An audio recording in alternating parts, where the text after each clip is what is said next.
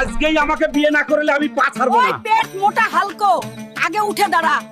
এত ভারে আমার পা ভেঙে যাবে। দিদা, ধান খেতে একটা সুন্দরী দেখলাম, আমি তাকে বিয়ে করব। তুমি আজকেই কথা পাঠো। ঠিক আছে রে, আজকেই যাব। দিদা, মনে হয় আজকেই আমার ভাগ্য খুলবে। যদি মেয়ে হ্যাঁ বলে, আমি তো খুশিতে লাফ দিব। দেখো দিদা, মেয়েটা দেখতে কত সুন্দর। আজকে হালকে অনেক হ্যান্ডসাম দেখা যাচ্ছে।